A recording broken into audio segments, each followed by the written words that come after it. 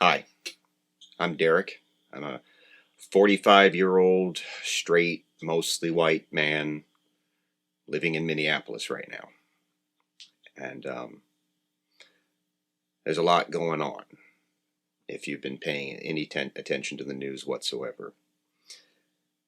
And before I say what I got to say, I just want to tell you a little bit about myself. I'm not originally from Minnesota. I grew up in central Illinois. I'm from Pike County, and if you haven't heard of it, that's how rural it is. You haven't heard of it. Um, Pittsfield is my hometown, where a lot of my family still lives. Um, I grew up around guns, going hunting. My grandpa had rifles and shotguns hanging above his door. I fired guns. I shotguns, rifles, handguns. I've done it for sport. I've done it for hunting. I've shot deer and rabbits and squirrels, with a little pellet gun. Probably the only person that I know of here in the Twin Cities who has done any of that and knows how to gut a deer. I grew up in a place where I was told constantly that the right to own a gun wasn't just for hunting or for sport, that it was for personal protection, but first and foremost, it was reiterated to me that the whole point of the Second Amendment was for citizens to have the ability to defend themselves against a tyrannical state. Now, I've saw lots of guys wearing their 2A t-shirts, having their AR decals on their truck, and with their bumper stickers saying "Live free or die. These colors don't run. Don't tread on me. Never forget. We the people. 1776." All the while telling me that someday they were going to need their guns because the jackbooted thugs from the government were going to show up at their door and they were going to defend themselves. Now, I have no reason to believe that they were lying or bullshitting about that. I know more than a few guys that probably would have opened fire on a government official showing up at their door. Just a few days ago, here in Minneapolis, a man named Alex Peretti was murdered in broad daylight on a public street by a bunch of government officials wearing masks. And their reasoning for it was because he had a gun. He was a legal permit holder in the state of Minnesota to have a concealed handgun. He had one with him. He never drew it, never pointed it at anybody. He was just there filming what those officials from the government were doing. And they murdered him for it. Shot him dead in the street. Not only did they shoot him dead in the street, but they shot him 5 more times after he was already dead, and one of them clapped. So pleased with themselves for what they had just done. So, the thing I want to say back to all the folks back in Pike County and all the folks across this whole beautiful country who live in similar places to Pike County, who have a lot in common with that, is you've said your entire lives that you'd be ready to stand up to the tyrannical government. That your right to own these guns was the only thing standing between us and a dictatorship. Well, a legal gun owner was just murdered in the street for owning a gun. If the government is allowed to do that and get away with it, then that Second Amendment that you love so much, it doesn't exist. It's just a piece of paper. Now, I know a lot of you really love the Second Amendment a whole lot, and I get it. I'm a reformed libertarian. I understand. I grew up in the country. The part of the reason why my grandpa had those guns over his door is that if anything happened out there on the farm, it would be 30 minutes before a cop could even show up. So I understand, the need for a gun sometimes. I myself don't own one anymore. I have lived in Minneapolis for 23 years, And I have never once been in a situation here where a gun would have improved anything. But I get it. You know, I differ from a lot of my compatriots up here in that respect, but I get it.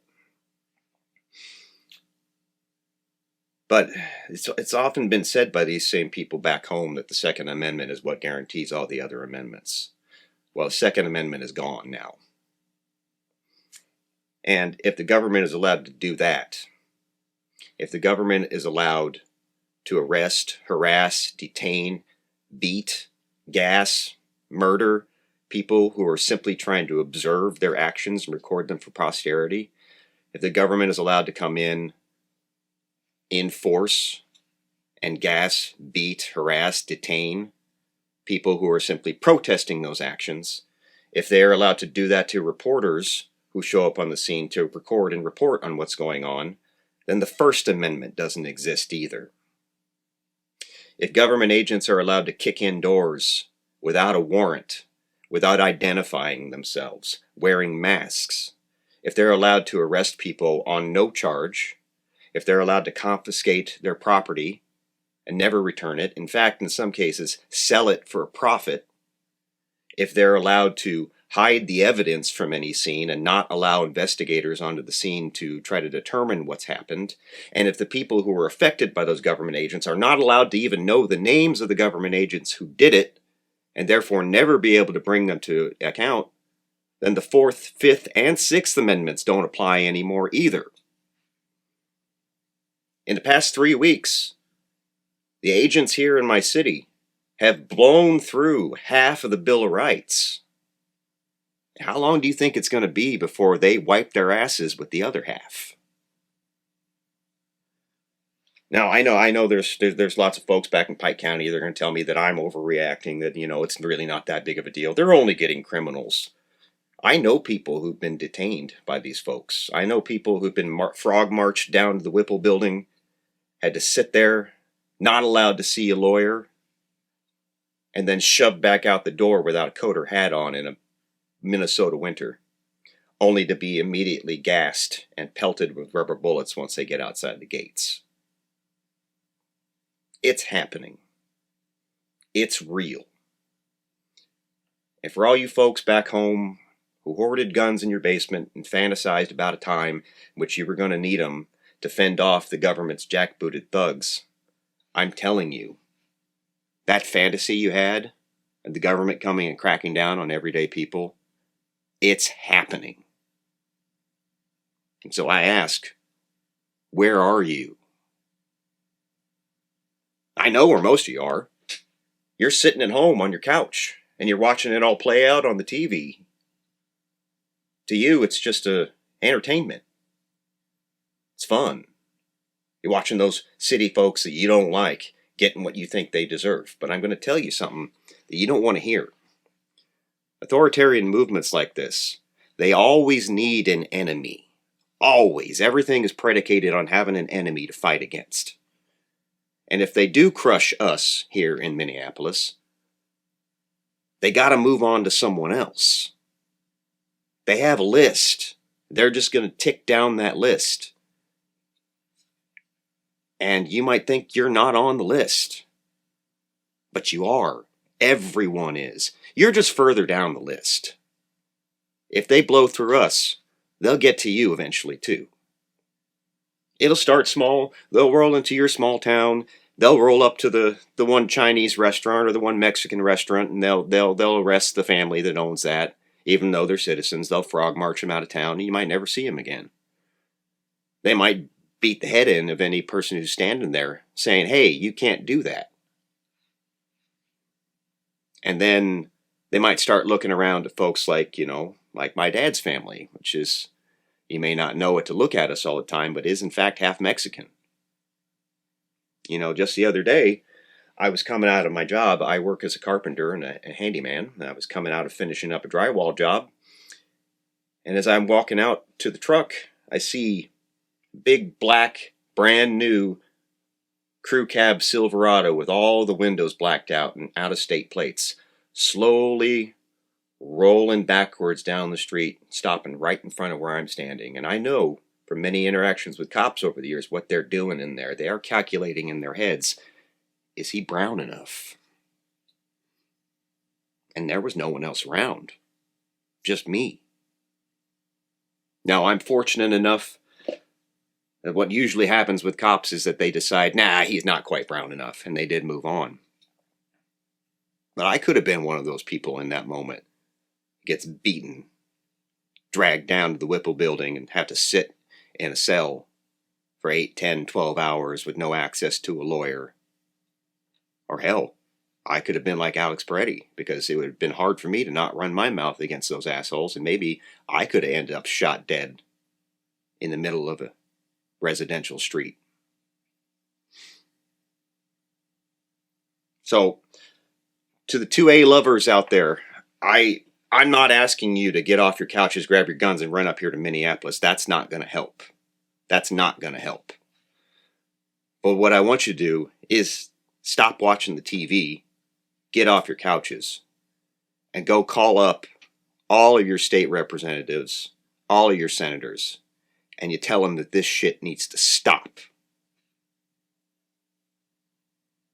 Because if they can get us, they can get you. Now, I debated on whether or not I was going to try to sell you on the idea of like that you need to have empathy for the people this is affecting. And it is. It's affecting real people. This is not a TV show. There are thousands of lives being impacted right now. I have friends up here who are afraid to leave their houses. And at the same time, we have ordinary, everyday people going out there on the front lines and confronting ICE wherever they show up to tell them exactly what they need to hear, which is, we do not want you here. And it's been amazing watching the people in the city come together, creating all of these organizations and these structures outside of the control of the state. If you're a libertarian, it's the most fucking libertarian thing you could possibly imagine that we are doing up here right now. We are resisting the state. So, all of you Second Amendment lovers, you conservatives in the small towns and everywhere who've always dreamed of being able to have the Red Dawn fantasy, being able to run around in the woods and live off beans and bullets and resist the tyrannical government. Well, your future's here. And you got to ask yourselves, are you only okay with it because you think that it's not going to happen to you? Because if you let it go now, I guarantee you, it will.